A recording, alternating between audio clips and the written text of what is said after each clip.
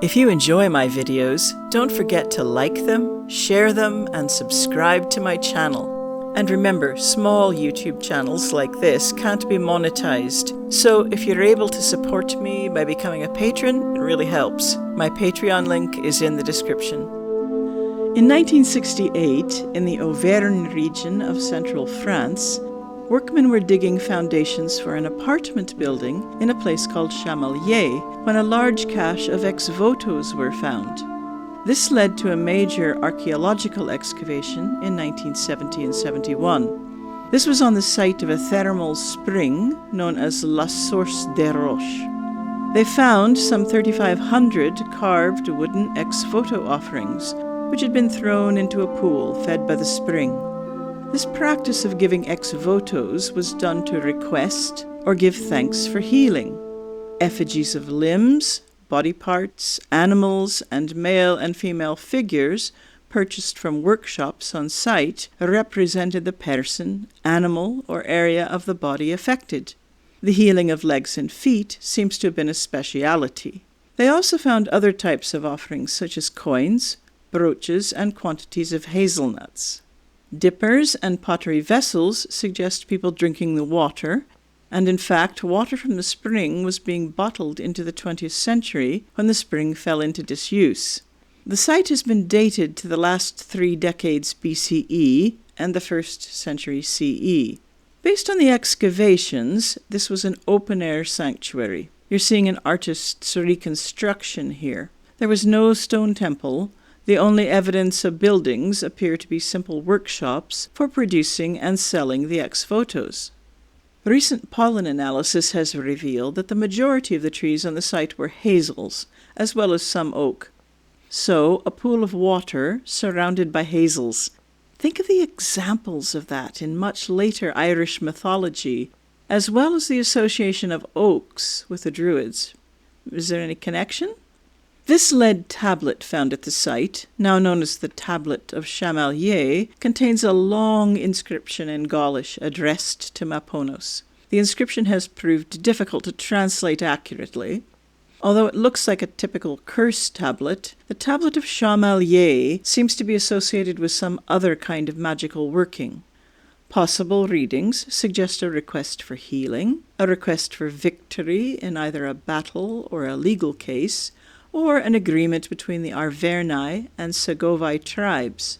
There is no doubt, however, that the inscription is addressed to Maponos Arvernatis, that is, Maponos of the Arverni tribe, or perhaps the Auvergne region. Most translators also agree that there's a reference to a priest, or maybe druid, as the invoker of this magic. This tablet is the only mention of Maponos' name associated with the site, because there are no carved altars at Chamalières. However, the belief that the spring at Chamalières was associated primarily with Maponos is reinforced by 11th century records at an abbey at Savigny, about 85 miles east of Chamalières, which also records a spring or well there associated with Maponos, probably as a holy well of some kind. The famous Coligny calendar also mentions Maponos. This may indicate something like a feast day, although the calendar still lacks an agreed interpretation as to which month falls in which season. Some importance was obviously being attached to Maponos.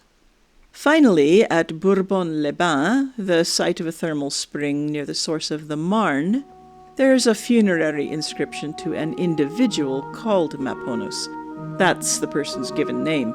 This suggests that Maponos worship was popular in the area. This site is not far from the source of the Marne, which may be significant since the goddess Matrona is associated with that river, and Mabon and Modron of Brythonic lore are considered to be reflexes of Maponos and Matrona. Lochmaben is a small town in southwest Scotland, which is surrounded on 3 sides by 3 separate lochs. Now, none of these lochs is currently called Lochmaben, but it seems like the one known as Castle Loch may have been at some point in the past. This loch seems to have been important during the Bronze Age and early Iron Age, as it has several possible crannog sites. The visible ruins of a castle, going back to the 13th century, could hide earlier ruins. The castle was used as a seat by the Bruces at times, and by at least one Pictish king before that. So, while Lochmaben is not an important town in modern times, it once had a very high status. This leaves the question of why the place is called Lochmaben. Let's have a closer look at this little promontory here.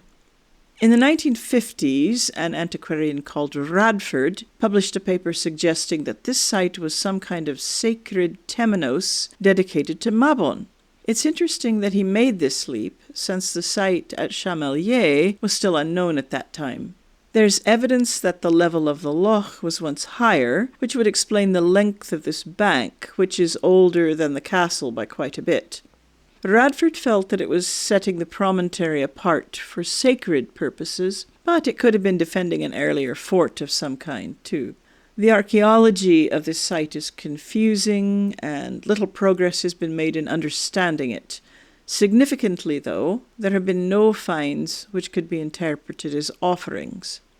Near Gretna, about 20 miles southeast of the town of Lochmaben, is a standing stone about 2 meters high, called the Clachmabenstane. Clach is Gaelic for stone, and the Brythonic word clog is almost identical. Stane is Scots for stone.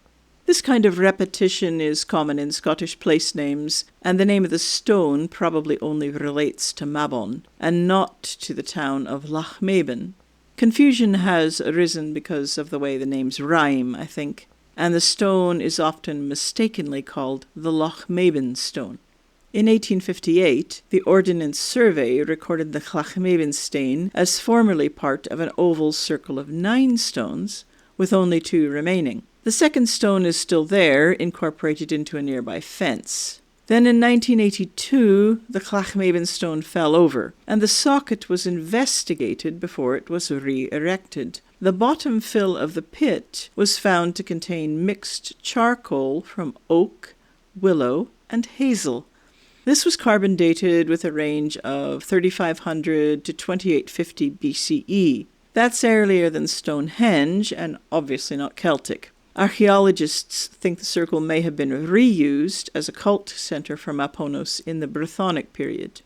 The location is known to have been used as a meeting place for hearing cases and settling disputes between the English and the Scots in the 16th century, as the Solway forms the border between the two countries. In 700 CE, at Ravenna in northern Italy, a list of places in the known world, called the Ravenna Cosmography, was created. It mostly follows knowledge recorded during the Roman era, and there's a large section on Britain. It lists a place called Locus Maponi and another called Maporeton, Maponos Ford. Locus Maponi, which just means place of Maponos, has long been believed to refer to the Clachmabenstane, or even the town of Lochmaben. It's also possible that Locus Maponi isn't a specific place, but the area in which these sites are located, a kind of land of Mabon. A stone slab was discovered in 1963 in a Roman context, at a location about halfway between the town of Lochmaben and the Clachmabenstane. The inscription wasn't made by a skilled stonemason, and the literacy of whoever made it may have been poor. This is a closer look at the inscription and 2 possible readings. Then there's the image. You might want to ask yourself what it looks like to you before I share the interpretation, which I suspect is correct. Is it a dog? It's certainly one strong possibility, and of course we know that dogs are associated with healing and also with Mabon and Modron. It's hardly conclusive, though. This map of southern Scotland and northern England shows the sites we've just been looking at. Lochmaben is here. The slab we just looked at was found here, and the Clachmabenstane is here. The Ravenna Cosmography mentions Maporeton, or Ford of Maponos, and one candidate for that is very close to Lochmaben. The other is up here by Selkirk. There are a number of Roman or Romano-British inscriptions to Maponos in Britain, mostly along Hadrian's Wall. But since the inscriptions are concentrated in North Britain, a local cult is likely. Based on the inscriptions, we can see that Maponos was being worshipped by Roman officers of the 6th Legion.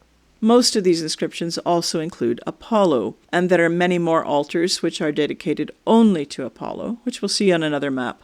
Here is where the only Roman altar to Maponos, which does not include Apollo, was found. It is simply dedicated to Deo Mapono, the god Maponos. Following Hadrian's Wall east, 3 altars were found at Corbridge, near Hexham. 2 of these are dedicated to Apollini Mapono and 1 to Mapono Apollini. One of these has carved sides, one featuring Apollo or Maponos with a lyre in one hand and laurel in the other. The other shows Diana with a bow and quiver. At Ribchester, near Blackpool, there's a large stone with a dedication beginning to the holy god Apollo Maponos. This one's part of a monument rather than an altar. It has a carving of Apollo with a cloak and cap and a quiver on his back. He has a lyre on his right. Apollo was quite important in Roman religion, having been adopted from the Greeks without a name change. His attributes included athletic and youthful beauty, a connection to hunting and archery, and a strong link with music, poetry, and dance. Musically, he was particularly connected with the lyre. He was also associated with prophecy, the Delphic oracle being his high priestess. Apollo was also connected with healing, the sun, and water. The attributes of youthfulness and hunting fit well with what we know of Mabon and Modron, although it's far from a perfect fit. There's no mention of healing in Mabon's story, nor of music and poetry. His imprisonment beside the Severn links him to water, as does his connection with Lochmaben.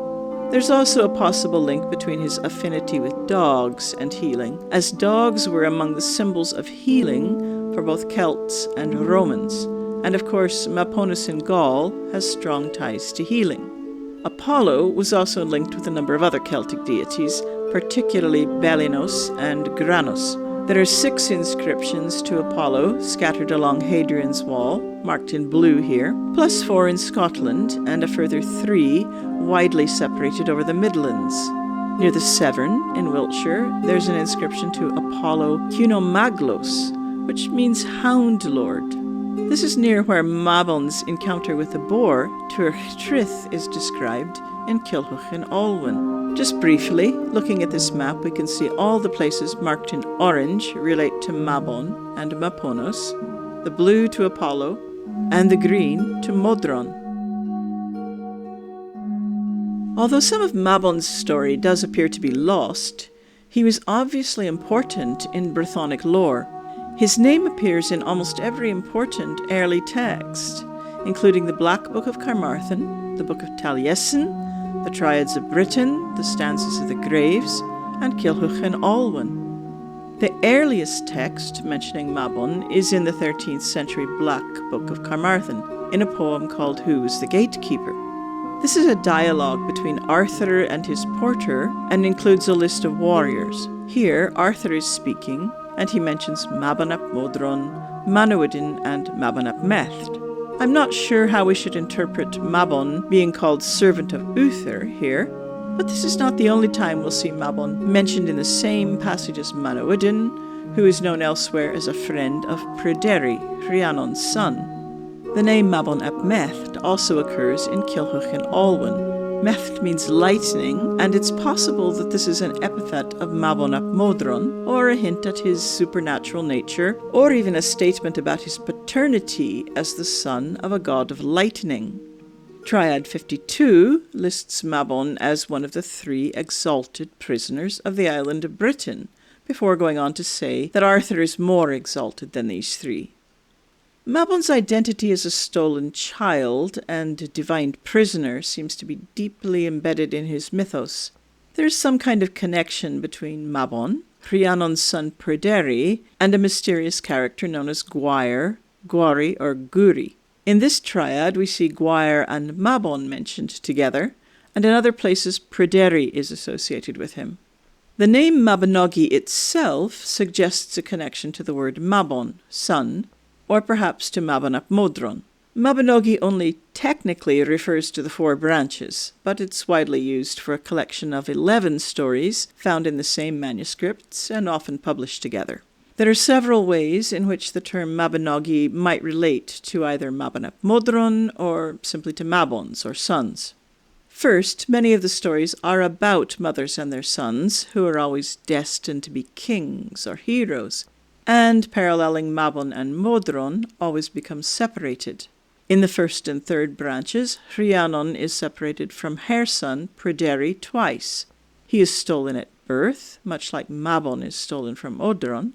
Then, as an adult, he is imprisoned, perhaps echoing Mabon's imprisonment. In the 2nd branch, Branwen gives birth to a son, Gwern, after marrying Matholwch, the king of Ireland. Later, Gwern's uncle, Evnisian, kills the child by throwing him into a fire. The 4th branch is a tale of dynastic intrigue in which Aranrod is an unwilling mother who refuses to help her son Llay, and whose other son, Dylan, disappears as soon as he's christened. Dylan, too, is later killed by his uncle, Govanen. The romance Peredur begins with another type of mother-son relationship, that of the overprotective mother who wishes to save her son from the perils of warfare. It's only in what is probably the oldest text in the Mabinogi, Culhwch and Olwen, that Mabon and Modron is mentioned by name, and he has a pivotal role. This story also touches on Culhwch as the orphaned son, and on another son whose mother keeps him hidden in a trunk to save his life. Let's talk a little more about how Mabon is represented in this story of Culhwch and Olwen.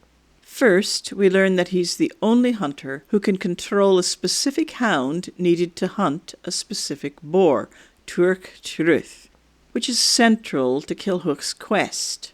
But then we learn that Mabon has been missing since he was 3 days old, having been stolen from his mother Modron. A long section of the story then concerns the search for Mabon, in which a series of impossibly ancient talking animals are questioned. Each animal recounts its extreme age before sending the searchers to the next animal, until eventually a huge salmon leads them to Gloucester Castle on the shores of the River Severn, and they free Mabon. Mabon then goes on to lead the hunt of the fierce and magical boar, allowing Culhwch to fulfill his quest. This passage comes at a point in the story where Mabon has been freed and Arthur and his men are gathering up the items needed for the boar hunt. These include a horse for Mabon to ride, the special hunting dog Dridwin, and a special collar and leash for him to wear. However, there's a strange doubling in the story, and yet more dogs must also be collected with which to hunt a second boar, Ysgithrin. After that, Arthur went over to Brittany with Mabon son of Mellt and Gwari Gwath Erin to seek the 2 dogs of Glythfer Leduig. After getting them, Arthur went over to the west of Ireland, and Mabon son of Mellt went with the 2 dogs of Glythfer Leduig in his hand, and Dridwin, the whelp of Graid, son of Eri. If Mabon ap Mellt is meant to be a separate person from Mabon ap Modron, he is certainly displaying very parallel abilities of dog handling. However, earlier in the story, we're told that only Mabon ap Modron can handle the dog Dridwin, which points to them being the same person. Now, I mentioned that Mellt means lightning. There was a Celtic tribe in Gaul known as the Meldi, and they seem to have had a tutelary deity called Meldius. The movements of the Meldi are poorly understood. They pop up in different places, such as France, Bulgaria, Flanders. There's an inscription at Glanum, near San Remi, which reads, "To Meldius, Silanus, son of Lutevis, has fulfilled his vow." Again, we know the name Maponos was in use as a personal name in this area, because the name was found as a maker's mark on a piece of pottery there. So that makes the veneration of the god Maponos likely in this area too. Returning to the word Mabinogi, it might also indicate tales to instruct the sons of the nobility. These are stories about young men making mistakes and usually gaining wisdom, what good and bad leadership looks like, how men should treat women, and so on. The stories don't offer black and white answers. They require the listener to think. This has led to the idea that their purpose was to teach the boys and young men, that is, Mabons, I can imagine bards telling these stories to future leaders and encouraging discussion. However, even if this is the case, these stories must have already existed in the culture as relics of pre-Christian myth. These stories weren't derived just for this purpose. Finally, there's a question of whether we should understand Rhiannon and Pryderi to be reflexes of Mabon and Modron. Pryderi is stolen, Pryderi is imprisoned, and there are hints that both Mabon and Pryderi may be synonymous with the mysterious figure Gwair. Pryderi is also the only character who appears in all 4 of the 4 branches, so it's possible that Pryderi's story is a late version of Mabon's story, with the characters renamed for some reason. One possible reason for this may be that both Mabon and Modron had, by that time, been reinvented as Christian saints. Before we think about Mabon and NeoPaganism, I'll just mention the work of J Gruffydd concerning the Mabinogi. Gruffydd wrote 2 books and a number of papers on the Mabinogi, including 2 papers about Mabon. These were scholarly explorations. They weren't intended to be applied to religion or spirituality, but they still had an influence on early 20th century pagan and druid thinking. Gruffydd's starting point was that Welsh mythology was badly fragmented, with many tales lost. He saw the situation as a jigsaw with half the pieces missing, and his work attempted to reconstruct that mythos, employing archetypes and comparative techniques. Perhaps the most influential of Gruffydd's ideas, as far as early neo-pagan thinking is concerned, was his theory of a divine family, consisting of mother and father deities and their divine son, and the idea that these roles might be taken up by different deities, or that deities were renamed in different contexts. By the 1960s, Wicca and a pagan strand of revival druidry had emerged, drawing on a vast array of influences and beginning to look for ways to incorporate old gods into their practices. This approach was influenced by the work of Fraser and Graves, and increasingly focused on Arthurian literature and a growing body of related esoteric thought surrounding it. Where Mabon and Modron is concerned, these ideas were thoroughly developed by Kathleen Matthews in her book Mabon and the Guardians of Celtic Britain. Her system involved an ever-rotating series of 3 roles. The dots in this quote are in the book, I haven't left sections out. Mabon, the wondrous youth, the Pendragon's champion, who succeeds to the place of Pendragon, the king, the arbiter and ruler, who succeeds to the place of Pen-Anuvin, lord of the underworld, the judge and sage, who succeeds to the place of Mabon. Some of Matthew's scholarship is good, but she projects the concept of archetypes begun by others onto the texts of the Mabinogi, rather than treating Mabon, Rhiannon, and others as deities. Instead, they become symbols for the use of those seeking to gain enlightenment. Ross Nicholls, the founder of OBOD, associated a child of light with the winter solstice, celebrated in OBOD as Alban Arthur, the light of Arthur. He writes, "Born is the sun god as a dependent infant, who in some mysterious way has managed to escape the powers of darkness seeking to destroy him while he was still in the cradle of winter." While Nicholls doesn't mention the name of Mabon in this passage, it is a clearly developed idea in OBOD literature that the sun god is the Mabon. In a discussion of the winter solstice, which later references Jesus, Newgrange, and Mithras, we read, "Arthur is equated with the sun god who dies and is reborn as the Celtic son of light, the Mabon, at the winter solstice. It is Arthur who will be reborn, awakening from his slumbers in a secret cave in the Welsh mountains to return as the saviour of the British Isles."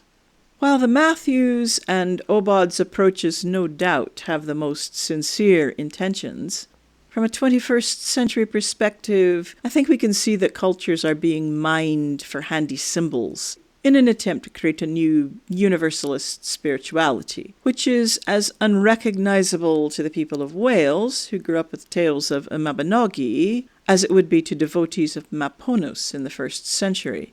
I should just add here that there is a great deal of Welsh bardic poetry referencing Christian themes, and in that sphere the name Mabon, or Mabon, the sun, is used to refer to Jesus. This isn't because the bards are conflating Mabon and Modron with Christ, but simply because Mabon means sun.